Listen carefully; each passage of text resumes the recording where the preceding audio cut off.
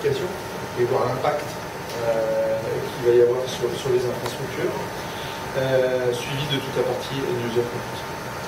Donc, point important, en 2009, on a le nombre d'OS qui tournent sur des machines virtuelles qui a dépassé le nombre d'OS qui tournent directement sur du matériel. Donc ça y est, on a passé le point de bascule, et la prolifération que nous donne l'IDC va être bien supérieure et va s'accélérer sur la partie virtuelle, à contrario de ce qui se passe sur la partie physique. Donc ça, c'est vraiment un moment décisif. Ce qu'on a, bon là c'est un petit peu cocorico, mais 84% de ces machines virtuelles tournent sur du VMware. Alors tout le monde pourrait croire qu'on se satisfait de ce résultat. Bien en fait, ce n'est que la première étape. Notre ambition de faire tourner des machines virtuelles, c'était celle du début de 98. La deuxième ambition, c'était de faire des infrastructures virtualisées. Donc là, on est dans un taux de virtualisation d'entreprise en France qui est autour de 30%. Donc il y a 30% des plateformes qui sont virtualisées. Donc là, il y a encore de la marge de progression en France. Donc ce marché n'est pas encore saturé sur la partie infrastructure virtualisée. Mais là où on veut aller, c'est vraiment vers une infrastructure qui va permettre de faire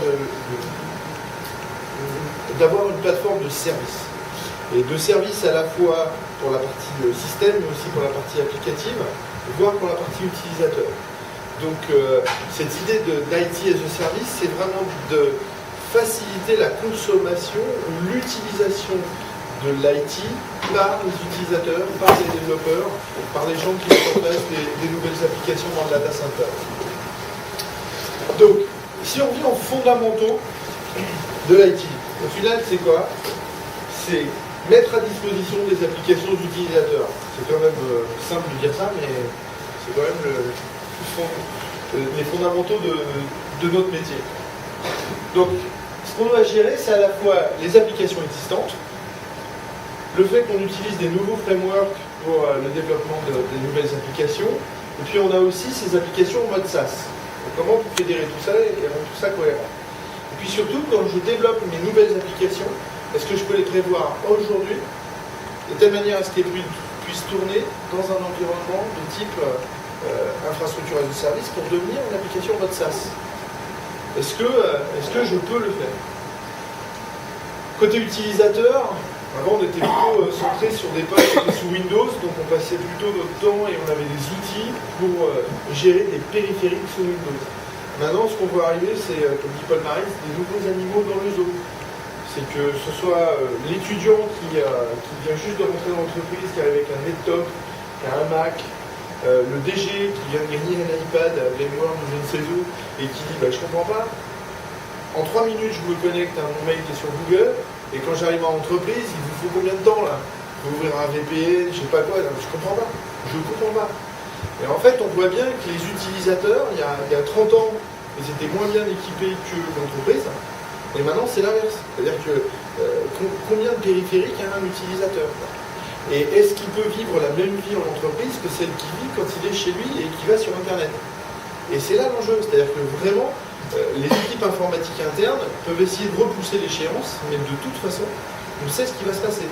C'est un peu comme quand le PC est arrivé en entreprise, il n'était pas invité par l'équipe informatique, jusqu'au moment où on s'est rendu compte qu'il y avait plus d'applications qui tournaient en dehors du data center que dedans. Et à un moment donné, il a fallu prendre la main là-dessus.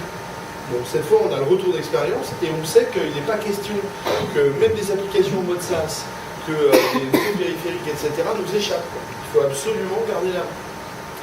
Maintenant, garder la main, c'est facile à dire, mais on a des data centers existants qu'il faut faire évoluer. Ça, c'est pas évident tous les jours.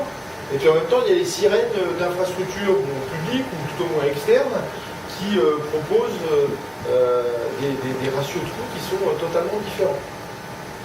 Et donc, on se retrouve avec une équipe IT qui est sous la pression de ce qui se fait dans le cloud public. Le DSI, il dit, je comprends pas. Chez Amazon, le Tera, il est à quelques centimes. Et nous, chez nous, vous avez vu le prix que ça nous coûte? Une VM, ça me coûte combien à l'année chez Amazon et combien il me coûte dans le data center? Donc en fait, on se trouve sur des ratios, mais où en fait, d'un côté, les utilisateurs se disent, moi, je veux payer pour que ce que je consomme, je veux juste prendre quand j'en ai besoin, et donc on leur donne des des nouvelles habitudes d'usage qu'ils n'avaient pas avant. Et ils veulent les retrouver sur leur informatique interne. Mais de l'autre côté, en tant que responsable d'une infrastructure, ce qu'on veut, c'est garder le contrôle de la situation, rester dans un environnement sécurisé, et puis surtout avoir un mode de gouvernance. On va pouvoir avoir des règles et les appliquer de manière commune et essayer de standardiser les choses. Et donc c'est là que se posent les enjeux. Donc l'idée de VMware, c'est de répondre à ces challenges d'une manière cohérente, sécurisée, avec une gestion qui est plus orientée vers quelque chose qui ressemble à des politiques qui s'appliquent de manière transverse, plutôt que d'essayer de régler chaque problème au cas par cas.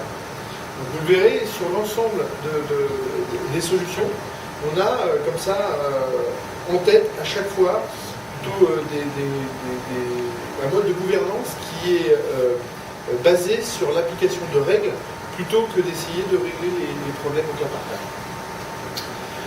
Donc alors qu'est-ce qu'on a fait? On a redécoupé notre catalogue produit. Première stack que vous connaissez déjà, c'est tout ce qui permet d'avoir une infrastructure virtualisée ou une infrastructure as a service. Donc à l'intérieur de ça, vous trouvez des produits vSphere, etc. La deuxième partie de la stack, c'est tout ce qui permet d'avoir une plateforme pour créer des applications et les faire fonctionner.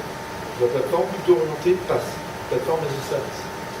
Et le troisième étage de la fusée, c'est tout ce qui est end-user computing. Donc vous verrez, on a vraiment changé de point de vue et on va faire évoluer notre offre. Donc je vais vous donner les clés de la vision et de ce qu'on est en train de développer sur ce sujet. Donc sur la partie management, j'y reviendrai plusieurs fois durant la présentation, il y a quand même une vision qui est différente entre le moment où on passe d'un mode infrastructure classique d'entreprise au mode cloud computing. Un administrateur chez Google, il gère 5000 serveurs. En entreprise, quand on en gère 50, c'est déjà super. Pourquoi ils y arrivent? Tout simplement parce que la responsabilité n'est plus verticale. C'est-à-dire qu'un administrateur n'a pas la responsabilité jusqu'à l'application à l'intérieur. Quelqu'un chez Google qui gère 5000 serveurs, il les gère de manière, c'est des briques. Et quand un serveur s'arrête, ben c'est pas grave. Il ne va même pas se déplacer. Il va attendre qu'il y ait d'autres serveurs qui s'arrêtent pour aller les remplacer. Il ne va pas se déplacer pour rien. Donc la manière de gérer les choses est différente. La manière de standardiser est différente. Les outils de management sont différents. On a mis en place des choses comme ITIL, CMDB, etc., qui ont un peu solidifié de manière verticale la liaison entre les applications, leurs OS, leurs systèmes, et leurs plateformes publiques, etc. En fait, on fait de la gestion de configuration très verticale. On se rend compte que quand on fait du cloud computing, que ce soit les Amazon, les Salesforce, etc., on va passer plutôt sur un modèle horizontal, où chaque strat va être géré de manière unitaire, et après on va prendre la vision globale de ces différentes strates. Donc ça, je reviendrai dessus sur la partie management. Alors maintenant, on va commencer par la couche basse. Donc, vSphere, la plateforme qui est utilisée pour l'ensemble du stack. vCenter, à l'intérieur de vCenter, il y a bien sûr le vCenter qu'on connaît pour gérer la plateforme vSphere, mais tous les produits vCenter Family. Donc on a la gestion de capacité avec la possibilité de faire de la prédiction de ce qui va se passer, de la gestion de configuration. Donc ça permet de vérifier a posteriori, une fois qu'on a fait sa consolidation, de vérifier si les machines sont bien dimensionnées. Le retour d'expérience qu'on en a, c'est quand on lance ce type d'études, vous le verrez peut-être aussi avec le produit Foglight, quand on lance cet après-midi, mais quand on lance ce type d'études sur une plateforme qu'on a consolidée, on se rend compte qu'au moment de la consolidation, on avait fait des dimensionnements qui reflétaient ce qu'on avait en physique. Et une fois qu'on est en virtuel, on peut réajuster peut-être 3 mois ou 6 mois après, tout simplement parce que on avait mis des machines beaucoup trop grandes par rapport à ce qu'elles ont vraiment besoin. Et ce qu'on se rend compte, c'est que quand on fait ce genre d'études, on arrive à gagner des fois 20, 30, voire 50% de ressources, simplement en redimensionnant correctement ces machines virtuelles. Et on a des nouveaux produits comme Integrial qu'on vient de racheter qui permettent de faire de la mesure de performance en temps réel et puis de prendre des décisions. Donc en fait, cette partie-là est très riche. Je ne vais pas rentrer trop dans le détail. Il y a eu des annonces pendant VMworld, mais je pense que ça ne fait pas partie du nouveau message et de la partie cloud computing, bien que ça représente, faut être clair, vSphere, vCenter, c'est 90% des revenus de VMware, donc c'est vraiment là où les revenus sont générés. Mais je pense vraiment qu'on va vivre avec le cloud computing une nouvelle vague de virtualisation qui sera à peu près comparable à la première en termes de changement et de changement de logique. Jusqu'à maintenant, on a fait en virtuel la même chose que ce qu'on faisait en physique, et maintenant on passe le cap où en fait on sait qu'on peut faire autrement. Et on sait surtout qu'il va falloir faire autrement. Donc ça c'est la partie vCloud Director. Et vShield, c'est la partie réseau et sécurité, pour laquelle aussi je vais rentrer en détail. Donc si on regarde la version 4.1, donc sans rentrer dans la présentation que va nous faire Nicolas tout à l'heure, on se rend compte que maintenant on arrive à 10 000 VM par Virtual Center. En gros, 99% de nos clients pourraient mettre toutes leurs machines sur une seule ferme Tesla. Donc vous vous rendez bien compte que en fait, des fermes, ils vont pas en avoir qu'une, il va y en avoir plusieurs, et vu l'accélération, on va se retrouver avec des milliers, des dizaines de milliers de machines virtuelles, et la manière dont on les gère aujourd'hui ne fonctionnera plus. C'est évident, c'est juste une question d'échéance. Mais à un moment donné, on y arrivera pas.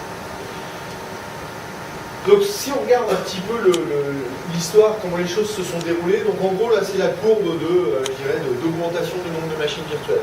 Phase 1, on a fait de la consolidation. Donc là, le rapport économique était tel que c'était évident qu'il fallait virtualiser. Donc après c'était une question d'avoir les ressources compétentes, de se décider de le faire, mais on a eu cette accélération. Phase 2, améliorer la qualité de service, automatiser les processus, avoir un meilleur management de cette infrastructure virtuelle. Ça c'est la phase qu'on est en train de vivre. On est en train d'optimiser les choses parce qu'on a réussi à être virtuel. Et la phase 3, c'est vraiment renverser le point de vue. C'est de se mettre à la place des équipes projet, de se dire, ok, eux, comment on pourrait leur faciliter la vie pour qu'ils puissent consommer de l'infrastructure d'une manière qui pour eux leur semble très libre, tout en gardant le contrôle de l'autre côté. Donc, cette idée d'IT as a service, ça passe par des catalogues de services, du self-service, ou bien des mécanismes d'approbation, si un directeur financier est dans la boucle, et une capacité de faire du paiement à la consommation. La façon dont on envisage les choses, c'est de se dire, ok, donc on a une plateforme de virtualisation, et au-dessus on fait tourner des applications. Donc la plateforme de virtualisation, ok, on voit ça comme un grand mainframe, etc. Et puis les applications, ce qu'on pourrait faire, c'est les regrouper par data center virtuel. Donc c'est ce qu'on appelle chez VMware maintenant des VDC, Virtual Data Center. Et ces Virtual Data Center, on va les provisionner avec des catalogues de services. Et peut-être qu'il y aura un catalogue par organisation, ou peut-être qu'il y aura un catalogue général, ou les deux. Et puis le point important, c'est qu'une fois qu'on a fait ça et qu'on se compare aux autres modèles qui existent, le modèle le plus connu c'est celui d'Amazon, on dit ok, bon, ils font ça. La grande différence c'est que chez VMware on a les VApp, donc on peut considérer qu'une application c'est un ensemble de VM, contrairement à ce que fait Amazon, où là on va provisionner que des VM, pas des VApp complexes. Mais il y a un point qui est important, c'est la partie réseau. Pour faire un data center virtuel, il faut être capable d'adresser la problématique réseau. Il faut que les composants réseau qu'on a l'habitude de voir en physique, on ne va pas ressortir de la plateforme pour aller sur du physique et re-rentrer sur la plateforme. Donc il faut les retrouver sur la plateforme de virtualisation. Il faut avoir des appliances virtuelles qui permettent de faire du firewall, de la translation d'adresse, des tunnels VPN. Donc ça c'est un élément fondamental par rapport aux autres offres du marché. Toutes les offres qui viennent des gens qui font du management et d'automation proposent des solutions qui font du provisioning de VM, de VApp, mais ils adressent la partie réseau en s'appuyant sur la partie physique ou en changeant les adresses des machines virtuelles. Ben, vous le verrez, nous on a décidé de garder les plans d'adressage et de faire de la translation d'adresse et de gérer la sécurité nous-mêmes, au-dessus des virtualisations. Donc comment ça s'empile au niveau produit?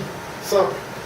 Première chose, l'API que vous connaissez, l'API pour Virtual Center, pour piloter en fait un Virtual Center, en fait on l'a étendu pour pouvoir piloter un vCloud. Ce vCloud s'appuie sur vSphere, Au-dessus, on a bien sûr la partie vCenter avec tous les produits de management. La partie vShield,